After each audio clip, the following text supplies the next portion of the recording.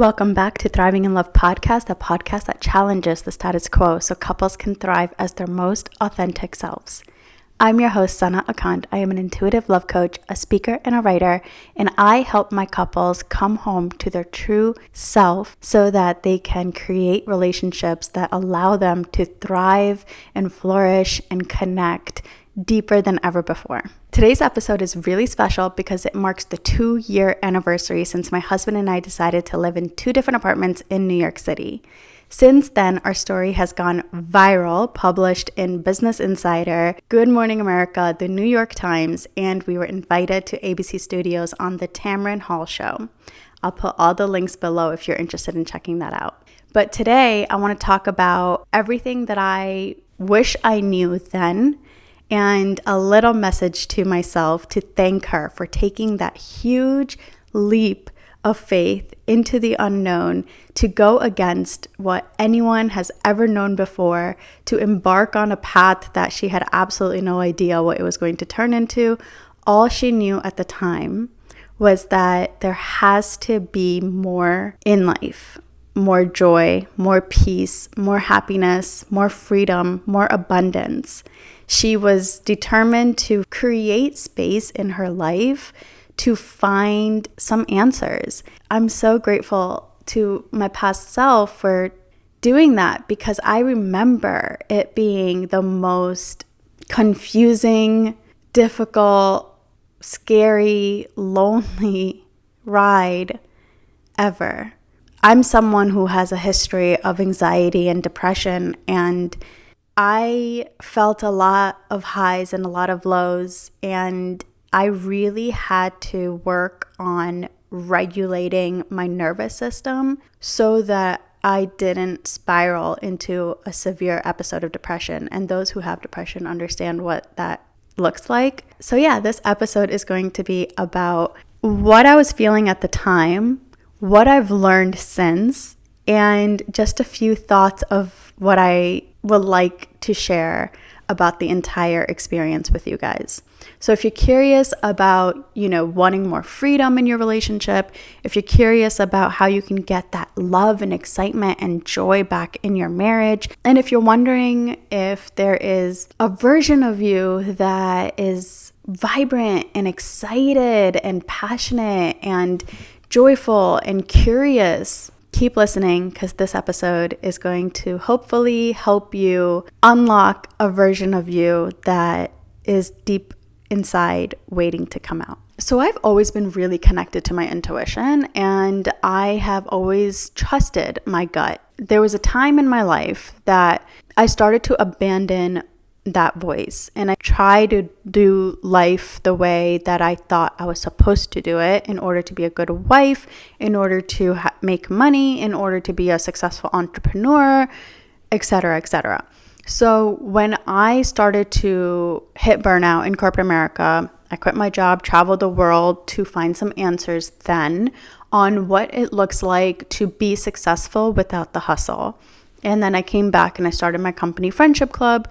And when I went on that journey of, heart-led entrepreneurship and doing my entrepreneurial journey in a different way, that I feel like is the start of my real awakening journey of when I realized that everything in life can be done a different way, not just how you make money, but love can be different than what we are used to seeing in the media. And I've just always been the kind of kid that questioned why things are done the way they are. I've always been very curious about why things are done the way they are.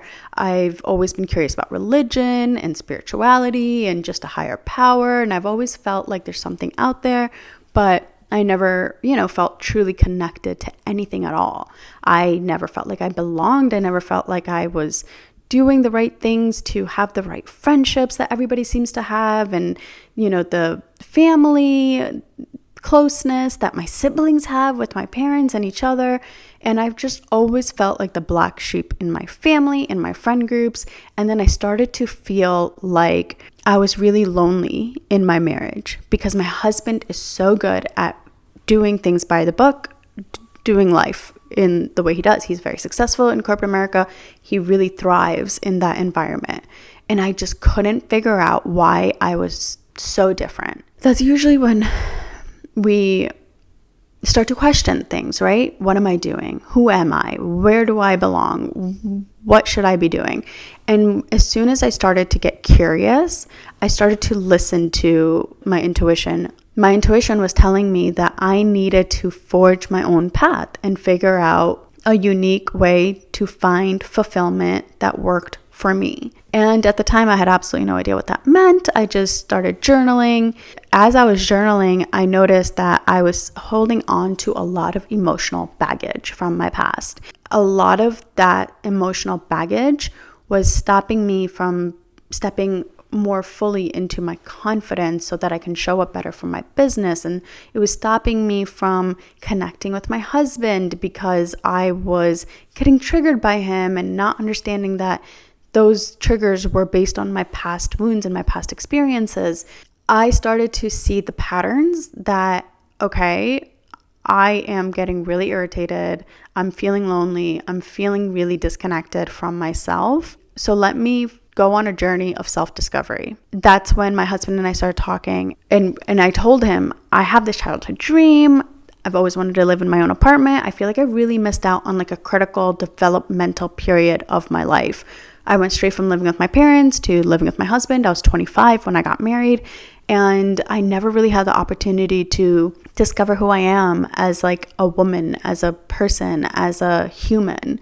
So I was really excited to discover that without like the pressure of being a wife, of operating on this 24-hour cycle, of just like living life in my masculine energy. And I was just craving to slow down. I was craving nature. I was craving exploration. I was craving freedom. I was craving just like peace and ease and magic. So that's when we decided to get our own apartments. And I remember the first night I was sitting there on an air mattress because my bed hadn't come yet, in a studio apartment in a walk-up in Upper East Side. It was the loneliest night of my life. It was dark. It was scary. It was cold. Like I may have made the biggest mistake of my life. And my anxiety started to creep up. And I called my husband and said, I think we just made a really big mistake. Let's go back and just like live our old life again. And he reminded me that we did this for a reason. If we just took it one day at a time, we would find what that reason is. So we stayed the course. I eventually fell asleep. And the next morning, I had the most amazing day. I didn't jump on the computer. I woke up slowly with the sun, early, 7 a.m. I put on some music. I made myself a breakfast, a little latte, and I journaled. And then I decided to pack up my stuff and go for a walk. Just decided to walk whatever direction I wanted to, following my intuition. I stumbled upon the steps of the Met, and I was a huge fan of Gossip Girl growing up, and remember wishing that I had my own life in New York City one day. And by this time, I was already living in New York for about 7 to 8 years. But I never felt like I lived in New York my way, because I did it as a wife with my husband and working and hustling and doing all the things that you have to do to make money and have a social life and the go, go, go. And for the first time, I got to experience New York City in my feminine energy, just walking and exploring and sitting in the grass, people watching, listening to music everywhere, live music everywhere, the birds chirping, the nature of Central Park, and it truly felt magical. For the first time in my life, I felt like I was free to just do whatever I wanted, however I wanted to do it. In a small one-bedroom apartment, you can't help but like, especially if you're a highly sensitive person and you're an empath, you can't help but absorb their energy, especially if you don't know boundaries and you don't understand energy. You just really start absorbing the energies of everyone around you. And you, if you're not very tuned into your intuition strongly, you may think that their energy is yours. and which I did. Like every time my husband was in a mood, I absorbed that, and that mood became mine. Anytime he was, working late, I felt like, oh, let me take care of him. Let me cook for him. Let me make sure he's eating, when he didn't even care. Like, we live in New York City. If he's hungry, he could literally order takeout. I really made my life very enmeshed with his when we were living together. So this period of my life of living alone, while being very committed and, knowing that he's there if I need him, but for the first time trying to prove to myself that I'm a whole person that is worthy of putting myself first. And me putting myself first doesn't mean I love him any less. It means that I'm a whole person and he's a whole person, and he's fully capable of taking care of himself, and I'm fully capable of taking care of myself. So this period was incredible because for the first time in my life, I got to take care of myself. I got to choose myself first. I got to decide how I wanted to live my life, how I wanted to live it, without any obligations, without any external pressure. However, everyone around me saw that I was moving differently. I was acting differently. I was talking differently. And I started to lose a lot of my friends, and they didn't understand, and they didn't want to get involved. And they were like, oh, you're going through something. Good luck with that. And yeah, at first it hurt. It hurt a lot because I was like, wow, I'm alone. And again, like every time I got triggered of my loneliness, I was reminded that I am so protected. I am so loved by the universe. Like, I got to live a childhood dream that I thought was gone forever. I get a new lease on life because the universe wanted me to live my life my way. How incredibly lucky am I? How incredibly blessed am I? And every single time those negative thoughts started to creep up about my abandonment wounds and my childhood wounds and feeling like nobody cares about me and I'm all alone and all this stuff, I had to journal and remind myself that this is such an incredible opportunity for me to finally not care about what anyone else thought about me and just do whatever the hell I wanted to do. And the funny thing is that once my articles started coming out, the Business Insider article came out, it went viral. I had people from high school messaging me. All these people that abandoned me before started to pretend like they were my friends again, sharing my story and, talking about it with their friends. And I don't think that's a bad thing. I think that's beautiful. Like, I think that, when people don't know why you're moving differently and they don't want to move differently, you moving differently is going to trigger people who are very happy and comfortable in their comfort zone. You can't take it personally. It is their own reasons, their own subconscious beliefs, their own reasoning. And we just have to send them love and, trust that once we understand ourselves deeper, we're going to attract people who understand us deeper. Once we are more comfortable in our solitude and don't see it as loneliness, we're going to be able to pick and choose who we want in our life and make better decisions about like the friends we make, the things we watch, the way we spend our time and our energy and our money. And it's going to be the most empowering thing. But first, we must walk through the fire and walk through the darkness and find our little glimmers of light in the shadows of our souls. And I didn't know any of this when I decided to live alone. Now that I have done it, and it's been 2 years since I started walking my own path, I can tell you without a doubt in my mind that you will forever be grateful that you took that risk, that you took that leap. Because when you're 80, when you're 90, when you're old and fragile, you're always going to wish that you lived more. You're not going to wish that you made more money, but you will wish that you used the time that you had and the energy that you had to do more of the things that brought you joy, that fulfilled your soul. Who cares if it doesn't make sense on paper? Who cares if you spend a little bit of money while exploring your passions and your dreams? Money, you can always make more money, but you're never going to get your time and your energy back. Now that it's been 2 years, the wisdom that I have to share is that transformation that you go on when you put yourself first is going to be the portal of transformation that you need in order to step into your sovereign being, into becoming a woman, into being the one who chooses how you live your life, who you keep in your life. You go from being a girl to truly stepping into your women energy. You become a woman who knows what she wants and knows what she needs and knows who she is, and no one and nothing can sway you. And it doesn't matter if you fit in anymore, because you freaking belong. You belong to you. You belong to nature. You belong to earth. You belong to the universe. You belong to the cosmos.